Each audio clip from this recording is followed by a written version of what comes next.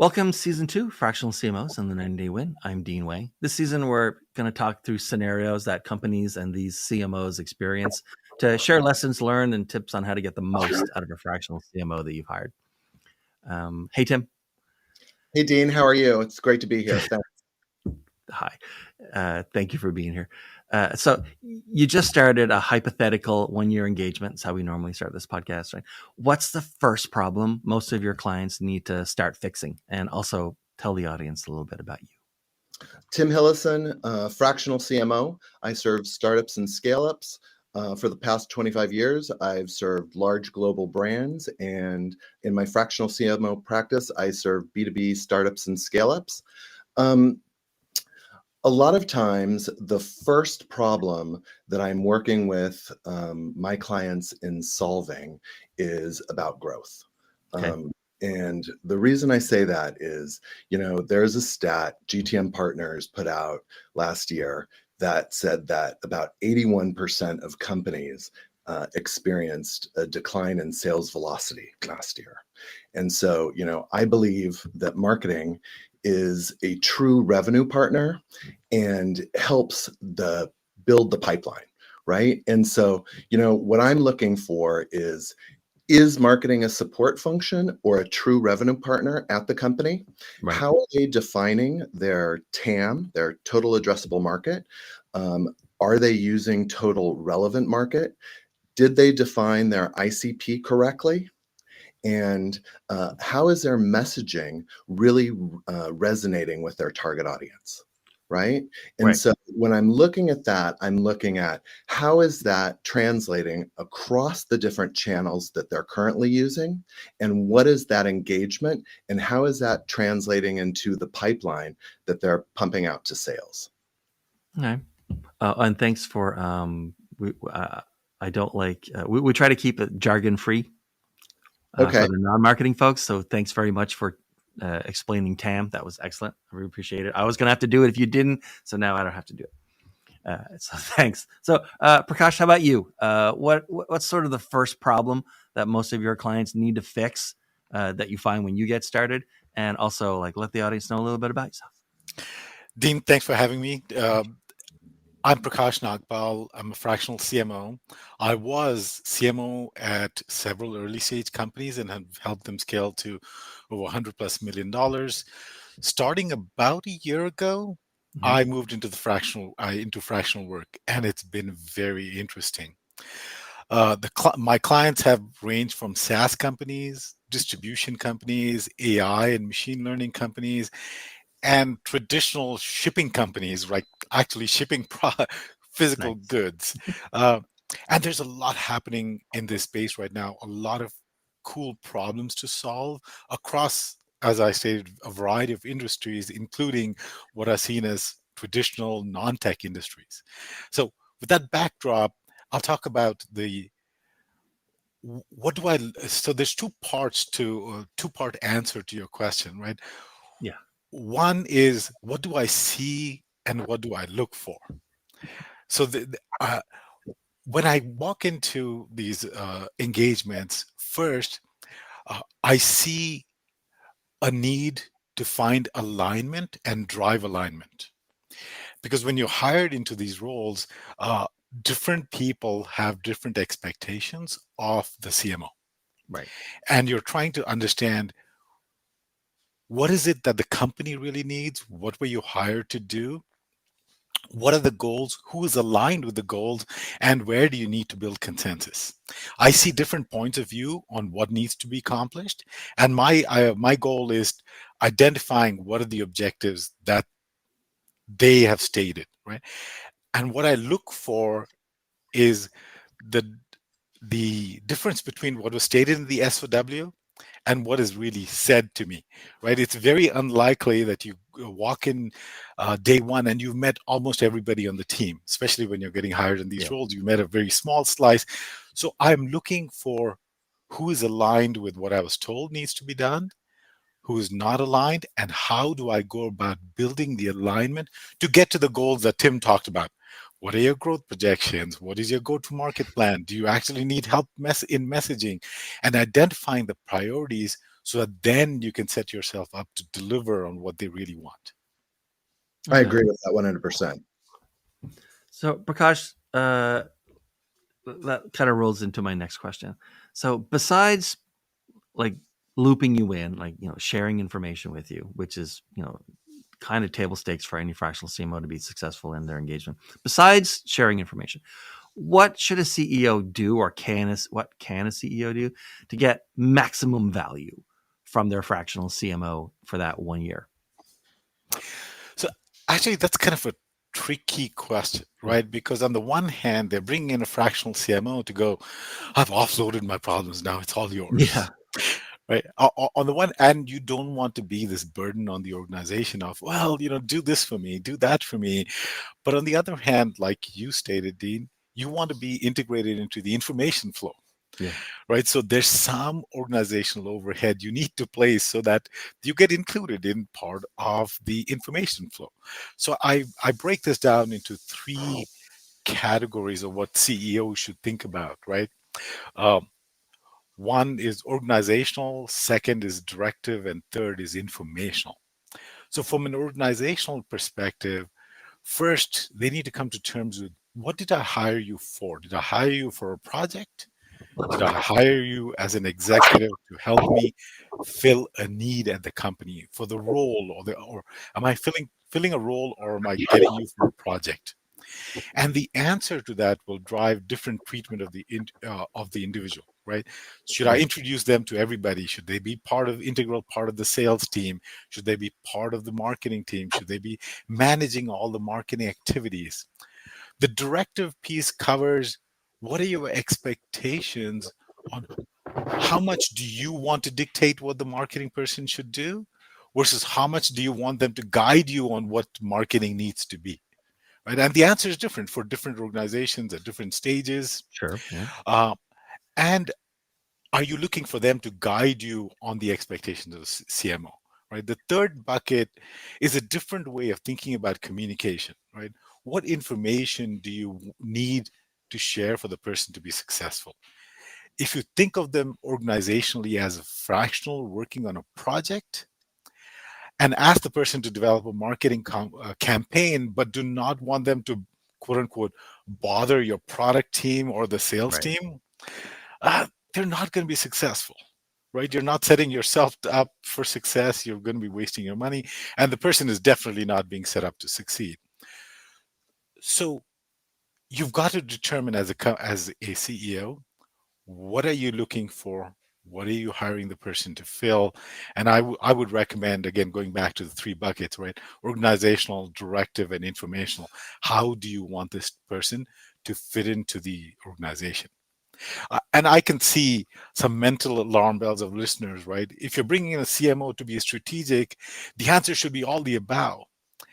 While it might seem obvious, just know, without passing judgment on CEOs, they have different needs and different points of view on the organization and the stage of the company, right? So I think my place is not to judge, but to help align and make sure that they're successful.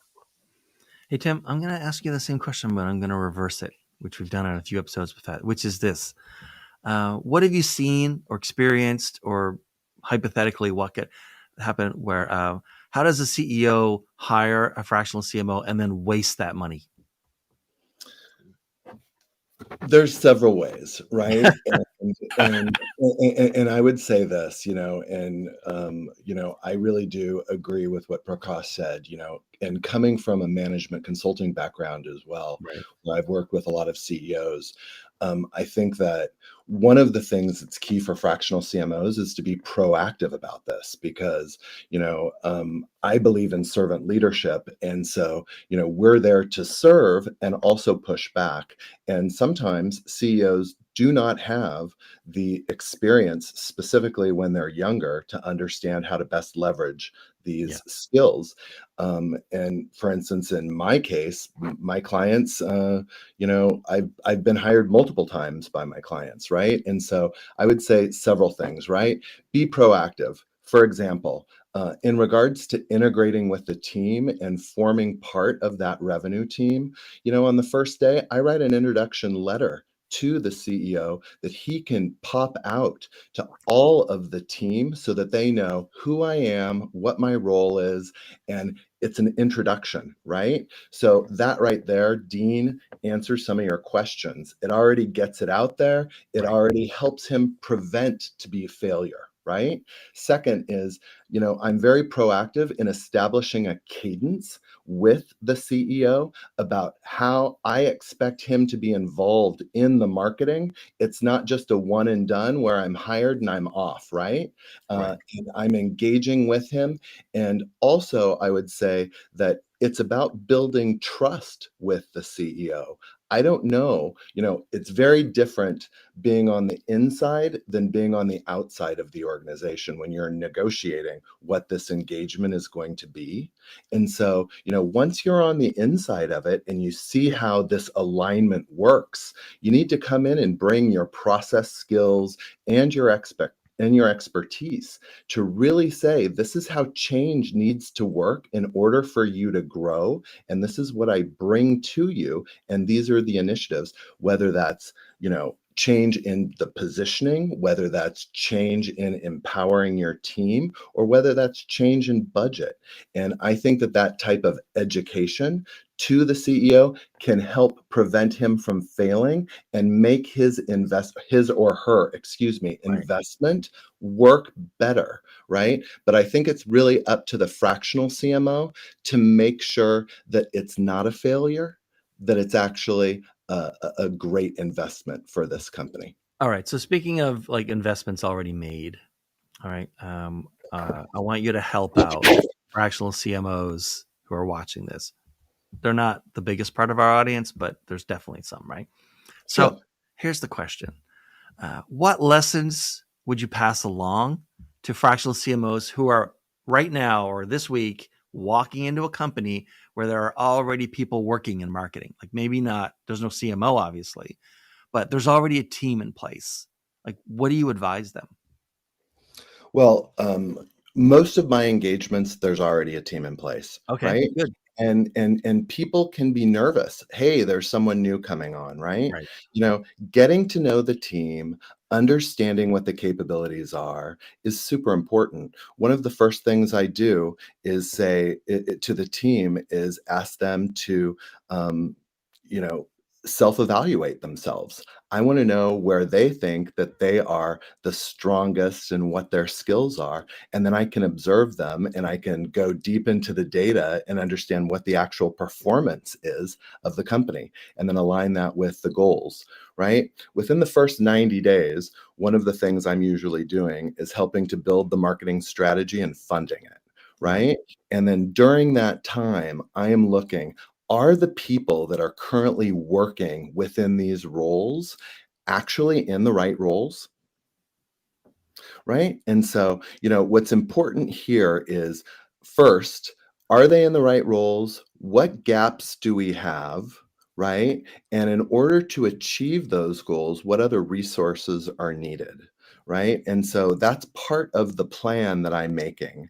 Um, Again, one of the things that happens in my engagements is to build pipeline and to be part of that revenue team.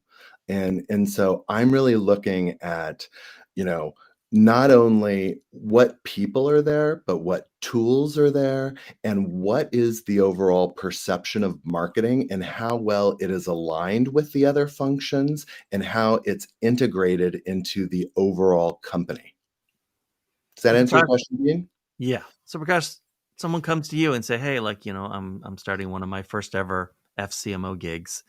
Uh, this one has a team. There's like a Facebook person, there's an email person, and there's like someone who does something at the conferences. I don't even know what they do, Prakash, but and so like, but I'm gonna like walk into this, and I'm not gonna be there full time. I'm only gonna be there like a day a week usually. So like, how do I handle this team? What do I do? Do I have to care about it? First of all, you're asking for a friend. This has never happened to any of us, right? No, no. Yeah. Uh, so, my approach there is first, how do I disarm the people that I'm going to be working with, especially if they already have a marketing team? how do I show them that I'm here to help them, not to take anybody's job? Sure. Um, and then that's tricky, right? There's no one size fits all. You have to go Mhm. evaluate the personalities. Um, and as long as your expectations with the CEO are very clear, I would not hesitate on going back to the CEO and going, hey, look, I've talked to your team. Here's my brutal assessment of your team, right? It doesn't mean you have to be a jerk about it. You can do this Sure. politely, right? Get to know the team. Don't make off the cuff judgments about the team. Understand them.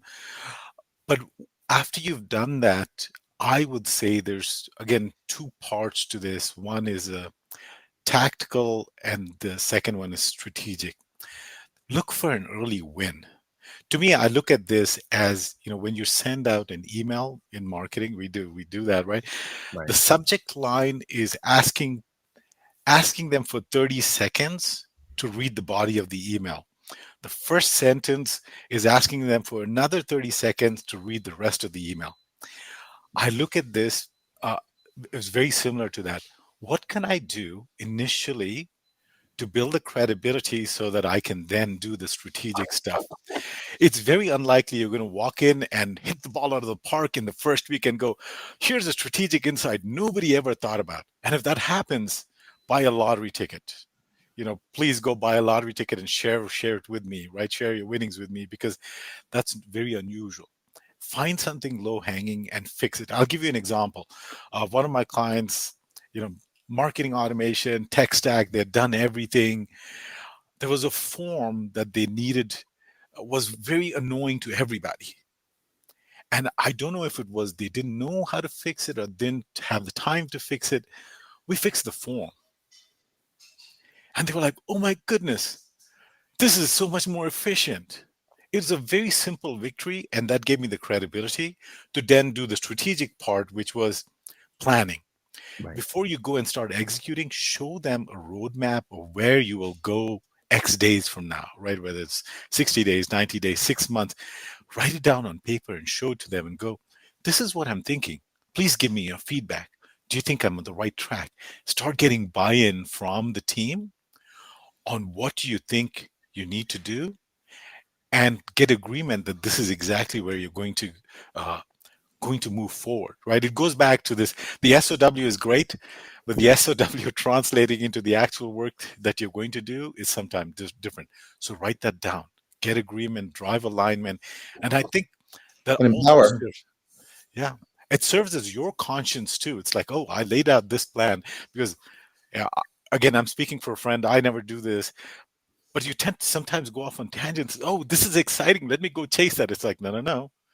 In the first 90 days, that was Well, not the charter. Let's go do the, let's let's yeah. imagine from the other point of view then, okay?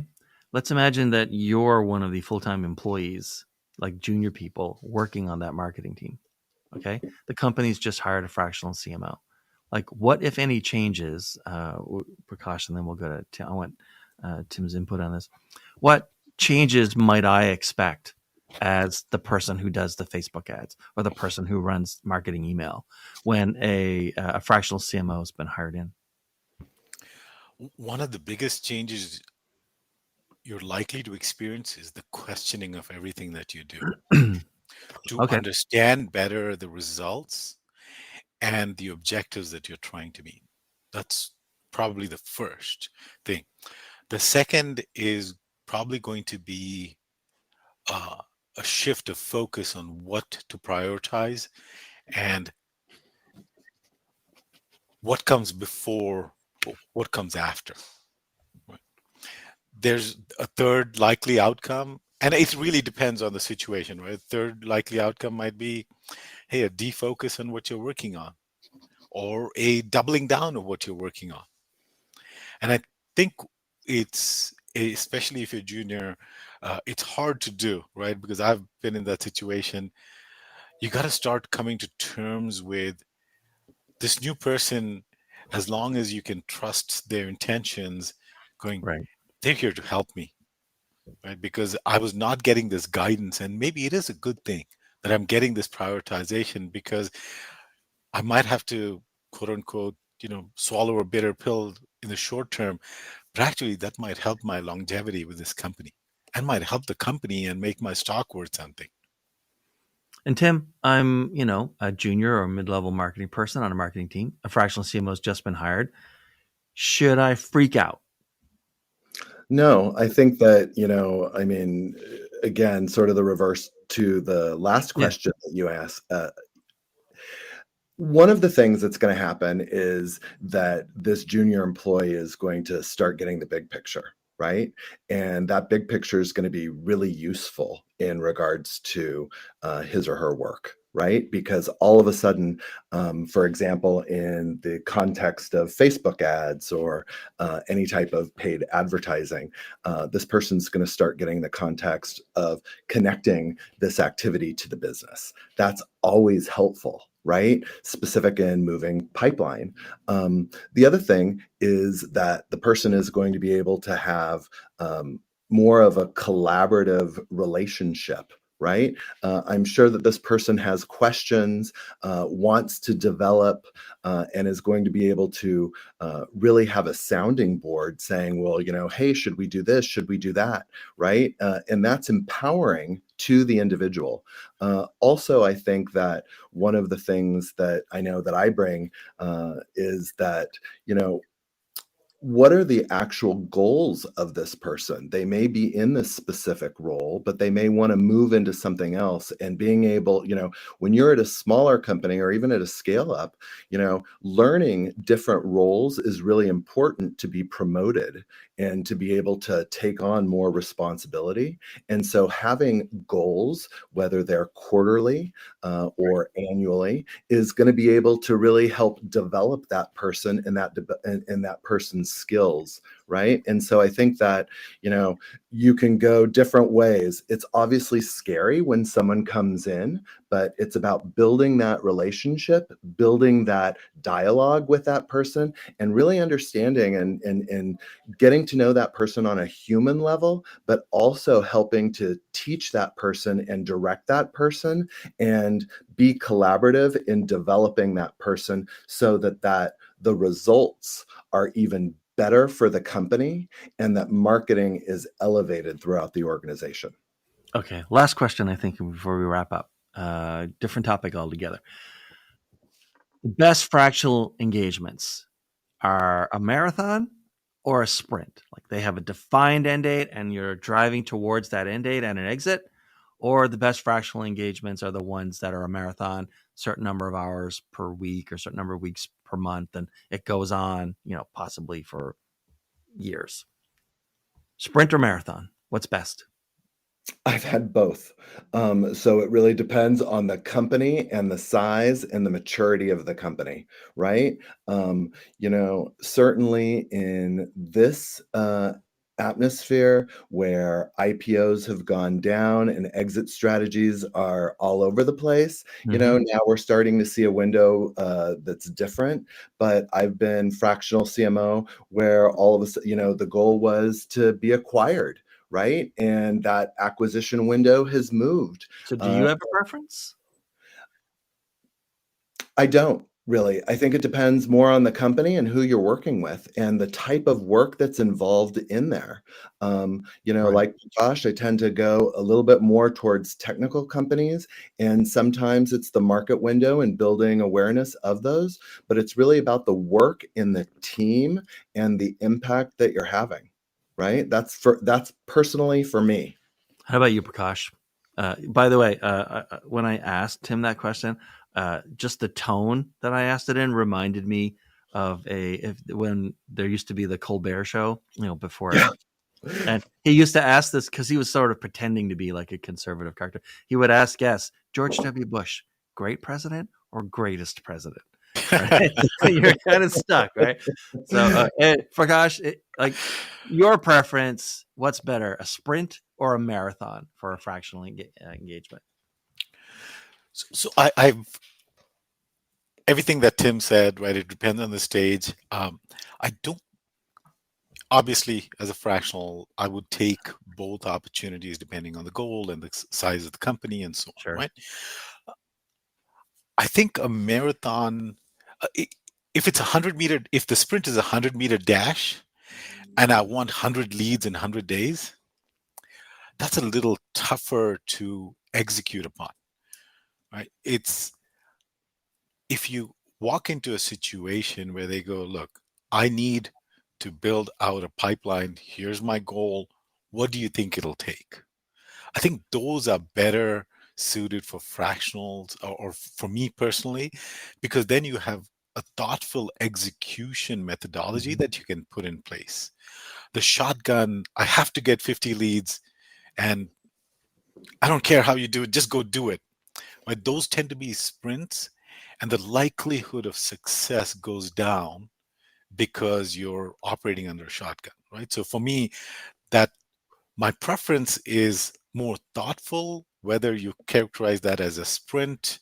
If it's 6 months and you have the ability to execute, or 3 months and you have the ability to execute, but there's not this preset expectation of 100 leads in 100 days, uh, that's what I prefer. Maybe I twisted your question, Dean. No, Uh, that's good. but how I define if I was to go the absolute end of the spectrum and go, a sprint is an absolute mad dash towards an end goal and without any care, those are tough to win, right? For all sides. But if the sprint is, look, it's a 200-meter race and I need to prepare and tell me how I need to win the race. Okay, that's a win-win for all sides. Yeah. Okay, so Prakash, by the way, thanks both you guys. This has been fantastic. Your LinkedIn is on screen. So who should contact you and how should they contact you? How? Reach out to me on LinkedIn. Okay. Reach out to me, on LinkedIn, and if there's a way to provide my email, I'd be glad to do that. But who should contact me? Early stage companies that are looking to grow. I would not, again, personally, if you're pre-MVP, I would not recommend getting in a Any fractional fractional CMO, CMO. really. Really, do not. Please conserve your money. Put it towards engineering. If you're looking to scale, you're looking to grow. Right. You're looking to understand. It's one part is product market fit. I think the second part is what I call message market fit. If you're in the message market fit stage, contact me. If you're looking to scale, contact me. And Tim, who should reach out to you and how should they connect with you? Startups and scale-ups, CEOs, CROs, CFOs, even CMOs of, say, D to E, A to C of the other. Tim at entrypoint1.com or through my LinkedIn, and I look forward to it. Thanks for having us, Dean. Thank you. I'm just going to put that here because it's so. I mentioned it on the last episode, depending on what order they air it. I said one person of the. You guys are like guess 52 and 53, I think, and only one person said people should call me. Here's my phone number. Wow. I was stunned. I was stunned. I was like, "Why? You're going to give out your phone number like on the internet?" He said, "Yeah, whatever. Let's do it." On YouTube, where you post this too. Wow. Yeah. So I mean, it was kind of like cool. He's definitely like, how many YouTube videos have you ever watched where someone gave their phone number? He's going to stand out, I think. I hope he has an answering service. All right. Thanks, everyone. Thanks, Tim. Thanks, Prakash. Thanks for watching. And we'll see everyone next time. Bye.